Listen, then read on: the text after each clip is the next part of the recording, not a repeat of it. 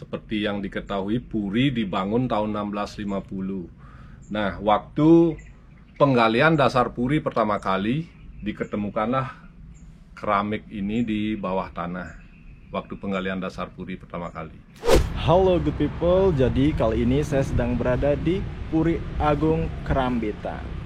Dan jadi kali ini karena ada sesuatu keunikan yang ada di dalam Puri ini, saya bakalan mengajak kalian untuk mengulik sekilas keunikan apa yang ada di lingkungan Puri Agung Kerambitan. Pantengin terus dan ikuti terus perjalanan saya di Puri Agung Kerambitan. Baiklah teman-teman, untuk lebih jelasnya nanti akan dijelaskan oleh Sentano Puri Agung Kerambitan. Saya Turahindra, Om Swastiastu. Om Swastiastu. Nah, Turahindra bakalan menjelaskan apa saja keunikan yang ada di lingkungan Puri Agung Kerambitan. Oke, pokoknya buat kalian pantengin terus video ini sampai selesai. Sebelumnya saya akan menjelaskan Puri Agung Kerambitan berdiri pada tahun 1650 dengan luas areal kurang lebih 4 hektar. Nah, dari 4 hektar lagi dibagi lagi 7 lokasi utama, 6 lokasi khusus untuk upacara adat. Tidak ada keluarga Puri yang tinggal di lokasi tersebut. Dan satu lagi di bagian belakang adalah namanya lokasi Pawongan. Nah, itu dikhususkan untuk tempat tinggal keluarga Puri. Nah, ini pada saat ini kita berdiri namanya lokasi Ancak Saji, di mana lokasi Ancak Saji bisa disebut juga halaman depan Puri.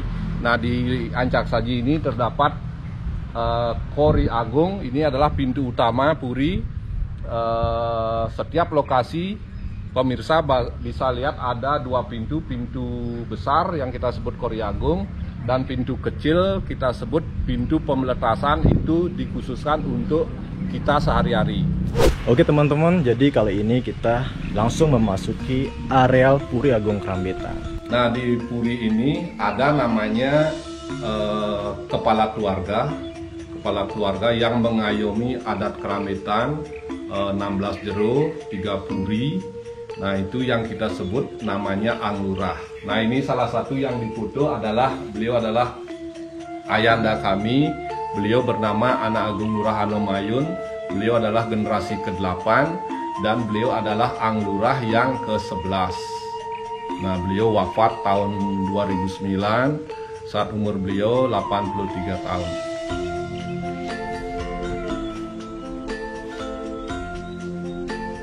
Dan beliau mempunyai 5 orang istri beserta putra dan putri ada 29 orang. Nah, salah satunya yang nomor 29 adalah saya sendiri. Saya yang paling kecil di Puri ini. Saya generasi ke-9, terus di bawah saya ada generasi ke-10. Itu berjumlah saat ini 81. Terus ada generasi ke-11 yang saat ini yang terakhir sudah berjumlah ada 79 orang.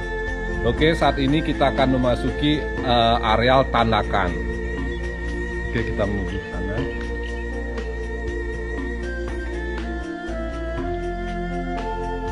Nah, lokasi ini kita sebut adalah lokasi Tandakan, di mana dari zaman dulu sampai saat ini lokasi Tandakan dipakai mempersiapkan seluruh upacara yang biasa kita selenggarakan di Puri, seperti bayi baru lahir, pawiwahan, dan mepandas atau potong gigi. Itu yang biasa kita laksanakan di tempat ini.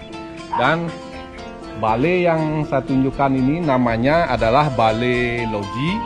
Nah, itu fungsinya 3 hari sebelum upacara, biasanya salah satu pasangan untuk upacara pawiwahan ini, salah satu pasangan dikekep atau dipingit di sana selama 3 hari, tidak boleh keluar. Nah, itu biasanya salah satu pasangan yang ada di dalam kamar, biasanya didatangkan ahli-ahli spiritual seperti Bagawante, Pedanda, artinya beliau yang akan membimbing, menjelaskan bagaimana berumah tangga yang baik untuk kedepannya. Seperti itu fungsi dari balai loji. Nah, ini namanya balai mas. Itu fungsinya jika salah satu Sentano Puri akan melaksanakan upacara mepanes. Nah, itu biasa dilaksanakan upacara tersebut setelah umur akil balik atau 17 tahun biasanya. 16 tahun ke atas kita biasa menyelenggarakan upacara potong gigi panes yang fungsinya menghilangkan 6 musuh dalam tubuh yang kita sebut saderipu kalau di Bali kita sebut. Nah, balai yang ini bisa saya jelaskan, namanya adalah Balai Pesamuan. Nah, itu jika kita akan menyelenggarakan upacara, di sanalah para uleman ditempatkan. Nah, seperti tokoh-tokoh desa, tokoh-tokoh puri, tokoh-tokoh jero ditempatkanlah di sana.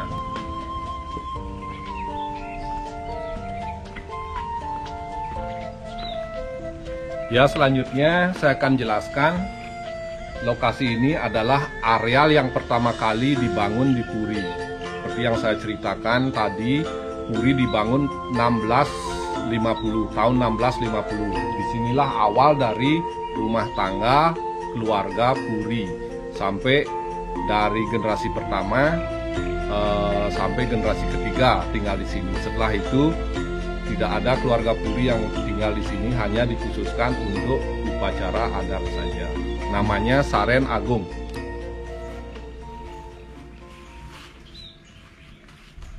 Mungkin Ratu bisa jelasin masing-masing bangunan ini nama atau fungsinya. Ya. Nah, untuk di arah timur saya akan mulai jelaskan. Itu ada namanya bangunan namanya Duran Kangin atau bangunan yang arahnya di timur. Nah, itu adalah tempat tidurnya raja pertama sampai raja ketiga. Tempat tidur di Duran Kangin. Selanjutnya saya akan jelaskan, kalau di Bali bangunan ini disebut Balai Gede. Kalau di Puri kita sebut adalah Balai Singosari, yang fungsinya jika ada salah satu keluarga Puri meninggal dunia, artinya yang bersifat puruse, artinya kelahiran Puri, disinilah ditidurkan untuk menunggu hari baik untuk diaben. Nah, ini bangunan ini saya jelaskan namanya Gedong Duran Kauh. Nah, itu fungsinya jika ada salah satu putra putri atau sentana Puri yang akan melaksanakan upacara mepanes atau pawiwahan yang kelahiran Puri, disinilah dilaksanakan. Seperti contoh pawiwahan, mohon maaf, artinya Puri antara Puri, perkawinan Puri antara Puri, diskusinya dilaksanakan di Balai Duran Kauh ini. Ya, ini saya jelaskan, tempat ini namanya Saren Tegeh. Saren artinya tempat, Tegeh artinya tinggi. Nah, saat ini fungsi dari Saren Tegeh ini adalah penyimpanan benda-benda pusaka Puri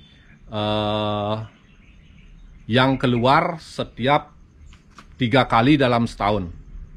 Nah, seperti pemirsa ketahui, ada di Bali namanya Tumpek Landep.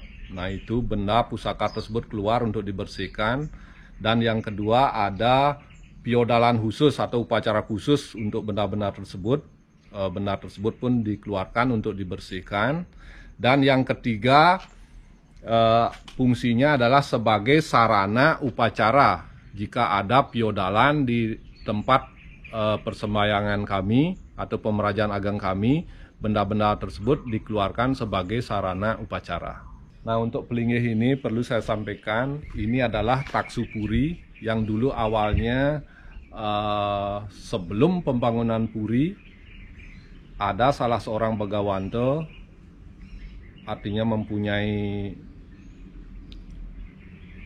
suruhan di mana nanti ada asap mengepul. Di sanalah Nanda membangun kerajaan atau membangun Puri. Nah, disinilah sebagai tanda bahwa asap itu mengepul dari pelinggih ini. Nah, Kabeh Pekulun, Ido yang melinggih di sini kita sebut adalah Ido Betaro Manik Geni yang melinggih di sini. Maka kita pakai kain atau wasronya berwarna merah, itu melambangkan Brahma atau geni atau api. Halo teman-teman, jadi ada sebuah keunikan dari arsitektur bangunan di Puri Agung Kerambitan. Nah, Di belakang saya ini teman-teman, ada beberapa, bahkan banyak ya teman-teman, banyak banget piring keramik model Cina seperti itu teman-teman. Untuk lebih jelasnya nanti bakal dijelasin lagi oleh Turahinda. Ya, saya jelaskan tentang keramik ini.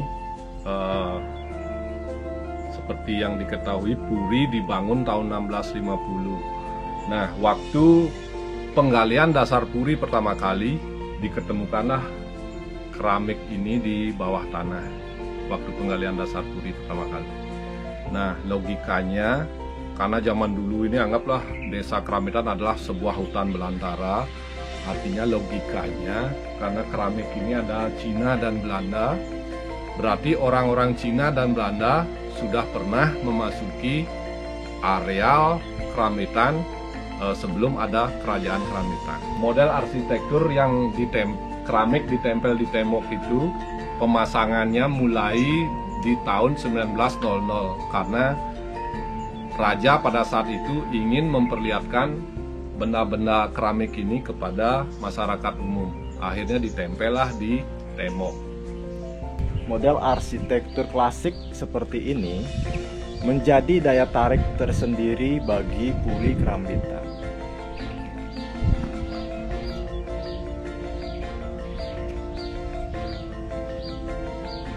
Nah, ini parbo atau lukisan, perlu saya jelaskan, ini bahannya bukan dari cat.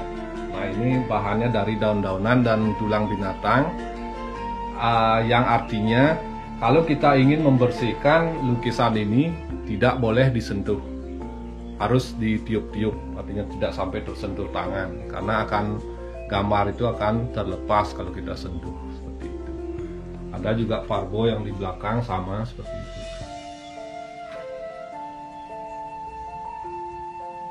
Dan ini adalah salah satu yang masih kita lestarikan, artinya catnya ini masih asli. Ini terbuat dari emas, yang kita sebut Prado Gede kalau zaman dulu.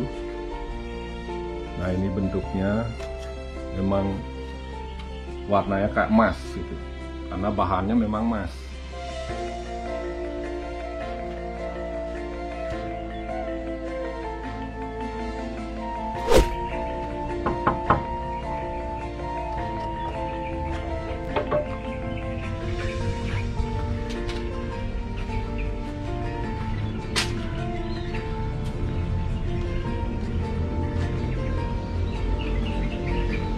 Ya, di Pura Batur ini saya perlu jelaskan, di sini ada pelinggih kawitan kami sampai 7 generasi. Saya jelaskan, candi yang paling tinggi itu adalah generasi pertama yang membangun kerajaan Keramitan di tahun 1650. Nah, selanjutnya di sini yang kedua, nah ini yang ketiga. Nah, di ketiga itu ada 2 kepemimpinan, makanya ada di satu tempat ada 2 monumen atau 2 pelinggih. Nah, ini pun juga begitu. Nah, ini secara langsung 1, terus 2, dan itu yang ke-7 juga ada 2. Nah, ayah kami adalah generasi ke-8, tidak dibuatkan pelinggih seperti ini karena kepercayaan kami di Bali khususnya sampai 7 keturunan saja. Artinya kalau generasi ke-8 adalah namanya generasi baru. Nanti kalau dibuat terusnya nanti habis tempatnya. Nah, pelinggih ini adalah yang kita sebut pelinggih Batur. Nah, itu adalah kawitan kami berasal dari Jawa atau dari Majapahit. Nah, beliau mengajak iringan dengan anjing yang berwarna hitam.